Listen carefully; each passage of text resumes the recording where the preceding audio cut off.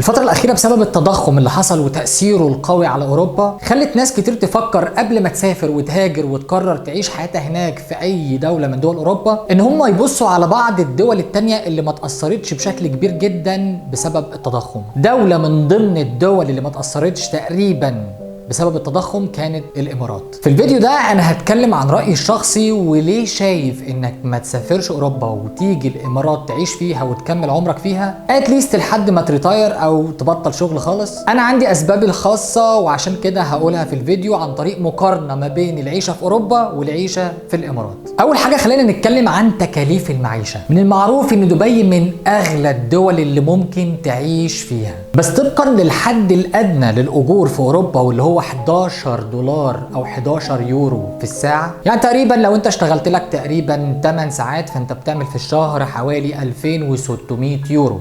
ده طبعا من غير ما نخصم التأمينات والضرايب. بعد ما تخصم التأمينات والضرايب تقريبا مرتبك بيصفي من 2600 ل 1700. وعلى فكرة انا كده كرمك جدا، ده كده المينيموم. علشان تحسب تكلفة المعيشة من الحد الأدنى للرواتب وهو ال 1700 يورو المتبقيين بعد الضرايب والتأمينات، أقل سكن شيرنج انت ممكن تاخده هناك في اوروبا، وشيرنج يعني انك بتعيش مع 5 6 7 اشخاص في شقه واحده، هو 400 يورو. خليني اعيد لك تاني، 400 يورو ده لو انت هتعيش في مدينه بجانب المدن الرئيسيه، يعني مثلا مش في العاصمه. يعني تقريبا انت بتخصم 23 ل 25% من دخلك الرئيسي كل شهر في السكن وبس. من ناحيه تانيه الامارات قانونا ملهاش حد ادنى للاجور، بس انا باكد لك ان الامارات محدش بياخد فيها اقل من 4500 درهم. طيب اللي بياخد ال 4500 درهم دول هم نوعين. النوع الاولاني وهم العمال اللي بيشتغلوا في البنى والانشاءات. النوع الثاني وهو اي حد فريش جراديويتد او اي حد لسه متخرج جديد ما عندوش اي خبرة نهائي. يعني تقريبا لو انت عندك 20 21 سنة وقررت تيجي الامارات وارد جدا تبتدي بالمرتب ده، وده بنسميه الحد الادنى للمرتبات. لكن الموضوع بيختلف لو انت راجل عندك خبره سنه سنتين في مجال معين، ساعتها مرتبك ممكن يبتدي من اول 7000 8000 درهم. اتكلمت قبل كده في فيديوهات عن المعيشه في دبي والمرتبات اللي موجوده في دبي، واتكلمت عن بعض الاختصاصات، فلو عايز تعرف اكتر عن تفاصيل المرتبات روح اتفرج على الفيديو ده هتلاقيه في الليست بتاعت الفيديوهات. طيب احنا قلنا في اوروبا ان مرتبك 400 يورو، يعني بيمثل تقريبا 23 ل 25% من دخلك الشهري، ده بس السكن. لكن في الامارات هو اعلى شويه، تقريبا 10% زياده عن اوروبا، يعني تقريبا بتصرف من 30 ل 33% من دخلك الشهري على السكن. ده في حاله ان انت عايز تلاقي سكن برضو شيرنج، يعني معاك حوالي 5 أو 6 افراد، هتلاقيك تقريبا بتدفع ما بين 1500 1600 1700 درهم شهريا. طبعا انت اول حاجه هتيجي في بالك دلوقتي بتقول لي طب ما هو فعلا يا معلم ما هو اوروبا كده ارخص في السكن من دبي. ارجع واقول لك معلش، انت هناك في اوروبا انت عايش في قريه او في مدينه بجانب العاصمه، انما انت هنا انت عايش في دبي. يعني فرص عمل احسن، ده رقم واحد. معيشة أحسن وأنضف طبعا، ده رقم 2. لكن برضو ما تنساش إن المعيشة بتاعتك مش بس السكن، خلينا برضو نتكلم عن الأكل والشرب. بحكم إن أنا سافرت إيطاليا، أسبانيا، إنجلترا، فرنسا، سافرت دول كتير في أوروبا، فأحب أكد لك إن المعيشة في دبي أرخص بكتير. على فكرة أنا ما بشكرش في دبي علشان أنا عايش فيها، لكن أنا بكلمك بناء على تجربة شخصية، بما إني عشت هنا 7 سنين وسافرت كسياحة كمان في دول أوروبا، فشفت بياكلوا بكام، بيشربوا بكام، بيمونوا عربياتهم بكام. البترول غالي جدا، الاكل والشرب غالي جدا مقارنه بدبي. اذا الموضوع في الاخر مش بس سكن وتكاليف سكن، يعني مش معنى ان اوروبا اقل من هنا 10% اذا تبقى اوروبا احسن في المعيشه واحسن في تكاليف المعيشه. لا معلش انا اسف، في اكل وشرب وبترول ومصاريف عربيه. انا دلوقتي بكلمك في الاساسيات، وبناء على الاساسيات انا شايف ان دبي ستيل ارخص من اوروبا. تاني حاجه هتكلم فيها هو الامان. وعلى فكره انا واحد من الناس اللي شايف ان الامان دي اهم ميزه اي واحد لازم يدور عليها لو فكر يهاجر او يعيش في دولة لفترة طويلة شوية. لو اتكلمنا عن الامارات لثالث مرة على التوالي تصنف من أأمن الدول اللي في العالم، ده بناء على التصويت اللي بتعمله جريدة جلوبال فاينانس كل سنة. الامارات للمرة الثالثة بتاخد أأمن دولة في العالم بعد ايسلندا. على فكره انا قريب جدا جدا جدا هعمل فيديو وهعمل فيه تجربه اجتماعيه هتكون موجوده هنا في الامارات او في دبي تحديدا، وهنشوف بنفسنا قد ايه الدوله دي امنه وما فيهاش اي مجال للخطر. واظن في موضوع الامان بالذات ما ينفعش نقارن الامارات باوروبا، بدليل انك اول ما بتيجي مسافر اوروبا ومحتاج تاخد نصيحه من حد، اول حاجه الناس بتقولك عليها خد بالك من محفظتك كويس، ما تشيلش كاشات كتير، دايما حط موبايلك ومحفظتك في الجيب اللي قدام وبلاش تحطها في الجيب اللي ورا عشان سهل جدا انك تتنشل.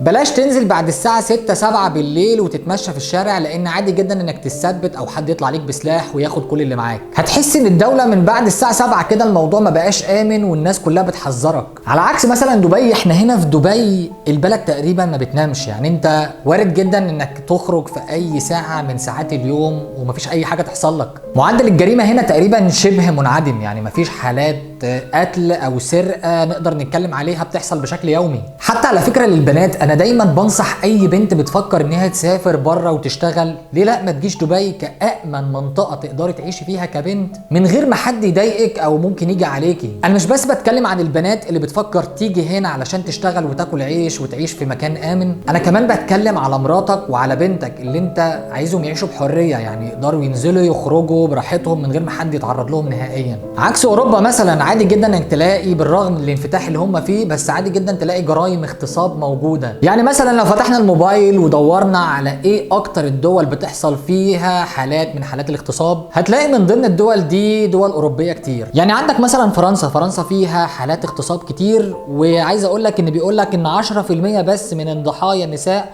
هم فقط من يقومون بابلاغ السلطات، يعني في ناس اصلا بيتم اغتصابهم ما بيبلغوش السلطات. عندك مثلا المانيا بيقول لك في 6 ملايين ونص حاله من الاغتصاب في الدوله، انت متخيل؟ المملكه المتحده بيقول لك كمان ان 400 الف امراه يتم الاعتداء عليها جنسيا كل سنه. عندك مثلا في السويد يا سيدي بيقول لك ان في 15 الف حاله اغتصاب واعتداء جنسي في السويد سنويا. بس بغض النظر عن الجرائم وعن الكلام اللي انا كنت بقول لكم عليه دلوقتي ده، وان احنا ما بنشوفش الكلام ده خالص سواء حالات اغتصاب او حالات خطف للاطفال هنا في الامارات، تقريبا ما فيش حد هنا في الامارات ما اجتمعش على ان الدوله دي من امن الدول، سواء جالها سياحه او سواء قرر انه يعيش فيها. خلونا بقى نكمل ونروح للرفاهيات. انا مش هقول ان في دبي رفاهيات اكتر من اللي موجوده في دول اوروبا، لان كل دوله بتمتاز عن غيرها في السياحه وفي حلاوه جوها وفي الطبيعه بتاعتها. علشان كده انا مش هاجي على دول اوروبا واقول ان ما فيهاش حاجات حلوه، ما فيهاش جو حلو، ما فيهاش اماكن سياحيه. لا، الحقيقه اي دوله في دول العالم ليها طبعها وليها حلاوتها وليها طعمها اللي انت بتستمتع بيه لما تسافر هناك وتعيش الاجواء هناك. لكن بالنسبه لي دبي فيها ميزه واحده انا ما بشوفهاش في دول كتير من دول اوروبا. دبي بالنسبه لي بتفكرني شويه بمصر، لان دبي من الدول اللي حرفيا ما بتنامش. يعني انت مثلا لو فكرت انك تتبسط في اي وقت في خلال اليوم، سواء الصبح بالليل الفجر، هتلاقي كذا مكان ممكن تروح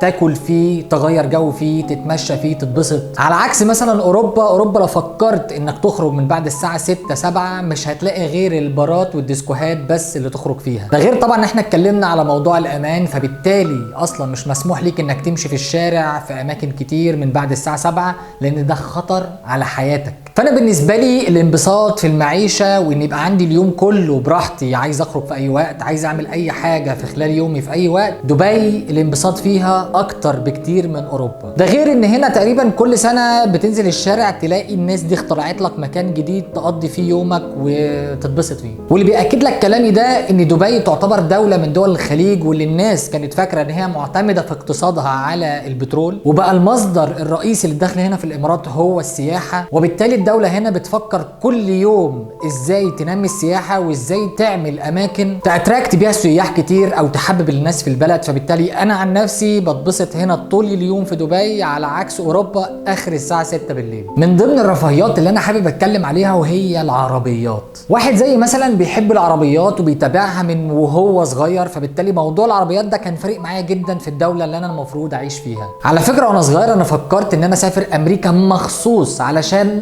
اركب العربيات الامريكي. انا عن نفسي كان حلم حياتي ان انا اركب الشيفروليه كامارو، وعشان كده كان نفسي اسافر امريكا ويبقى عندي بقى عربيه كامارو والعب فيها وبتاع واخش سباق والجو ده. لما لما كنت عايش في السعوديه وكنت باجي هنا زيارات من وقت للتاني كسياحه لدبي، لقيت ان البلد دي اسهل حاجه فيها انك تركب عربيه كويسه او العربيه اللي بتحلم بيها، لان بكل بساطه اي عربيه انت حابب انك تجيبها استيراد حتى من امريكا او من اوروبا ما بينزلش عليها ضرائب. حتى نفس العربيات الامريكي بتيجي تتباع هنا لكن بمواصفات خليجي وممكن سعرها يزيد حاجه بسيطه. في الاول في الاخر اللي عايز اقوله ان انت لو حابب حتى انك تجيب العربيه اللي نفسك فيها وانك تعيش بيها في المكان اللي انت نفسك تكمل فيه، فاللي موجود في اوروبا تقريبا هو اللي موجود في دبي، مع العلم ان الدوله هنا مسهله لك موضوع التقسيط بالشكل اللي انت عايزه، سواء العربيه كانت مستعمله او العربيه جديده. وعلى فكره انا عملت فيديو عن الموضوع ده بالذات، هتلاقيه في لستة الفيديوهات اللي موجوده عندي في القناه، خش وشوفه وان شاء الله يعجبك. اهم حاجه انا عايز اتكلم عنها في الفيديو ده هو العنصرية. مشكلة من أكبر المشاكل اللي بتقابل الناس اللي عايشين في أوروبا هم العنصرية، سواء العنصرية دي عن اللون أو سواء عن الدين. ومش عايزك تتخض من كلامي أو تتخض من كلمة عنصرية، لأن احنا كلنا عارفين إن أوروبا مليانة عنصرية، والموضوع كمان اختلف شويتين بعد أحداث 11 سبتمبر. فموضوع العنصرية ده في أوروبا أعتقد ان الموضوع باين زي الشمس، وفي ناس كتير جدا عرب عايشين في اوروبا بينقوا مدن معينه يكونوا متاكدين ان ما فيهاش نسبه عنصريه عاليه علشان يقدروا يعيشوا فيها كعرب او كمسلمين. لو انت مش مصدق كلامي في الموضوع ده، خش على اليوتيوب، خش على جوجل، شوف العرب اللي عاملين فيديوهات على اليوتيوب وعايشين في اوروبا، شوف اول كلمه لما يجي سجست ليك او يقترح ليك مدينه في دوله معينه، سواء في اسبانيا، في فرنسا، في انجلترا، وات، هتلاقيه دايما بيختار لك المدن ويقول لك المدينه دي ما فيهاش نسبه عنصريه ضد العرب او ضد المسلمين كجنرال. فموضوع العنصريه ده انا مش هتكلم كتير فيه في اوروبا، لكنها مشكله كبيره جدا على فكره، والناس بيحطوها دايما في الحسبان قبل ما يطلعوا ويهاجروا هناك. بس لو جينا من الناحيه الثانيه وقارناها بالعيشه في دبي، فدبي فيها اكتر من 200 جنسيه، 200 جنسيه من كل شكل ومن كل لون ومن كل لغه. وتحداك انك تعيش هنا وتلاقي عنصريه سواء من الحكومه او من الناس او من الشرطه. كل واحد عايش هنا في الارض دي ليه احترامه. نادرا جدا لو لقيت حد بيتخانق مع حد او بيشتم حد او بيهين حد، وده ببساطه لان القانون هنا بيتطبق على الكل، ما بيفرقش ما بين جنسيه اوروبيه، جنسيه عربيه، مسلم، ابيض، اسود، او حتى مواطن اماراتي. القانون هنا بيتطبق على كل الناس، عشان كده الناس هنا كلها بتحترم القانون. حتى مواطنين الدولة هنا الشباب الاماراتي من افضل واكرم الجنسيات اللي انا اتعاملت معاها في الخليج ان جنرال، او حتى في الدول الاوروبية، او حتى في العالم. ما شفتش احسن معاملة وما شفتش اكرم من الجنسية الاماراتية. انا عندي على فكرة قصص كتير جدا واحداث كتير حصلت ومواقف حصلت في خلال ال7 سنين اللي فاتوا، تعرضت فيها لمواقف مع اماراتيين، وفي كل مره بيثبتوا لي ان هم فعلا اخلاقهم كويسه وناس كويسه في التعامل مع الاجانب ان جنرال، بغض النظر بقى انت مصري، انت تونسي، انت جزائري، انت اوروبي، انت ابيض، انت اسود. في الاول وفي الاخر هو شايف نفسه واجهه لدولته، وعارف ان الاجنبي هنا بيشتغل، وعارف انه بيستثمر في بلده، وانه عامل رئيسي في ان الدوله زي دولة الامارات بتنهض كل يوم وبتكبر كل يوم، وبالتالي هو كمان ليه دور في ان هو يساهم في الاستثمار ويساهم في نمو دولته، فبيكون حريص جدا جدا جدا في كل افعاله، وبيعامل الناس على قد ما يقدر بكرم. القانون من هنا من الاخر بيلزمك انك تحترم الناس، ولو ما احترمتش الناس وحصل منك اي عنصرية او سب او شتيمة، القانون بيحكم عليك بغرامة وبيحكم عليك بحبس من شهر ل3 سنين. حاجة كمان لازم اتكلم عنها وكنت مستني اتكلم عنها في يوم من الايام في فيديوهاتي، وهي تربية عيالك. دلوقتي سواء الموضوع ولد او بنت، فانت لازم تحط في الحسبان طريقة تربيتك لاطفالك. وفي الوقت اللي احنا شايفين في اوروبا ان الناس بيبعدوا عن الدين، بل كمان دلوقتي بيحاولوا في المدارس يرسخوا جوه دماغهم افكار ليها علاقة بالشذوذ وليها علاقة بحاجة بعيدة جدا عن ثقافتنا، بعيدة جدا عن ديننا. ففكرة ان انا اربي ابني او بنتي في مجتمع بيحاول يدخل جوه دماغ عيالي افكار زي دي، انا بصراحه مش قادر اتقبلها، ومستحيل اعيش في دوله اعرض فيها حياه عيالي للخطر. الفتره دي كمان في مظاهرات كتيره جدا ظهرت في اوروبا، الشعوب نفسها رافضه ان اولادهم يكبروا ويخشوا مدارس ويدخلوا جوه دماغهم افكار عكس الفطره. تخيل بقى انك مسافر اوروبا وبتكبر عيالك وبتربيهم في مجتمع زي ده. فانا بالتالي مش هاخد الريسك واربي اطفالي في مكان زي ده. طب ايه الدول التانية دلوقتي اللي فيها الاستثمار بيكبر وفي نفس الوقت فيها حريه وفي نفس الوقت فيها امان؟ ما شفتش في الدول العربيه احسن من الامارات. الامارات فيها الحريه الاوروبيه وفيها الاستثمار وفيها الثقافه وفيها التعليم العالي، وفي نفس الوقت لسه بنتكلم فيها عربي بالرغم ان اللغه الانجليزيه هي اكتر لغه بنستعملها هنا، لكن ستيل برضو الطابع والثقافه العربيه موجوده، لان هي في الاول وفي الاخر دوله عربيه ومجتمع لسه فيه مبادئ ومجتمع لسه بيحافظ على دينه. وبالتالي عيالي عمر ما هتقدر المدارس او حتى الاختلاط بالاجانب هنا انه يرسخ في دماغهم فكره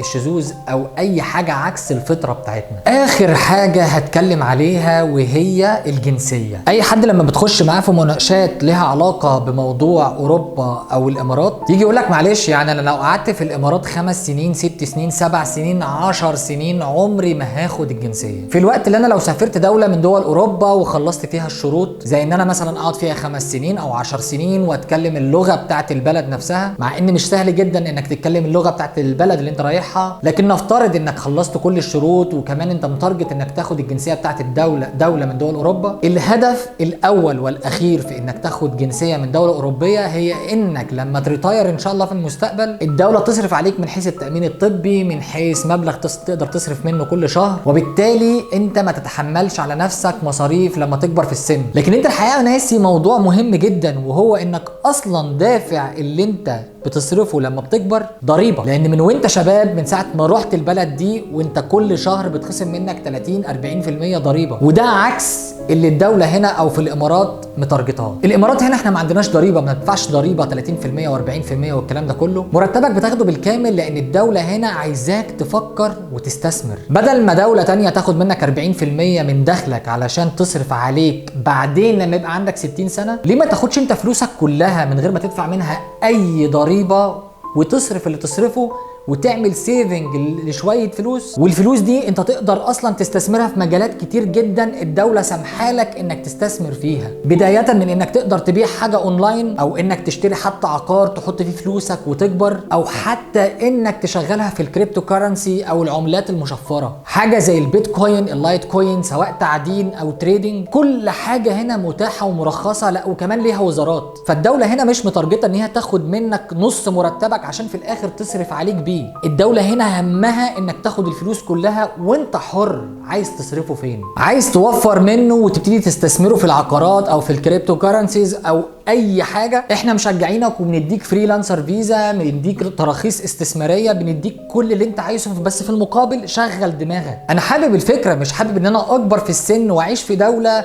طول عمري بدفع ضريبة كبيرة جدا عشان في الاخر اشحت المساعدة من الدولة. على عكس ان انت هنا في ناس كتير جدا جت هنا وصدقوني والله ما كان معاهم فلوس، وفي ثانية كده في خلال كام سنة وفر صح، شغل فلوسه صح، عمل فلوس، فتح محلات او اشتغل في العقارات. ومؤخرا موضوع الكريبتو كارنسيز ده بومينج جدا في الامارات. هنا اكتر من 24% من الناس اللي عايشين هنا بيستثمروا في الكريبتو كارنسيز او في العملات المشفره. فانت ليه اصلا تستنى ان دوله تاخد فلوسك عشان تشغلها لك في الوقت اللي انت ممكن اصلا تاخد فلوسك بالكامل ويا سيدي انت حر فيها؟ فحتى موضوع انك تاخد جنسيه عشان لما تكبر ما تتبهدلش من وجهه نظري خرافة. بس يا سيدي ده كان اخر الفيديو، ودي اهم النقط اللي حاولت اقارن فيها ما بين الهجرة لدبي او الهجرة لاوروبا. يا رب يكون الفيديو عجبك، ولو انا نسيت اي حاجة يا ريت تكتبها في التعليقات تحت. ما تنساش تعمل لي فولو على انستجرام اكونت، هسيب لك الاكونت بتاعي عشان لو عندك اي سؤال ابعت لي في الدايركت مسج هناك. كمان لو عندك اي سؤال حابب تسيبه تحت في الفيديو سيبه، وانا برد على الاسئلة على قد ما بقدر، واشوفكم ان شاء الله في فيديو جديد.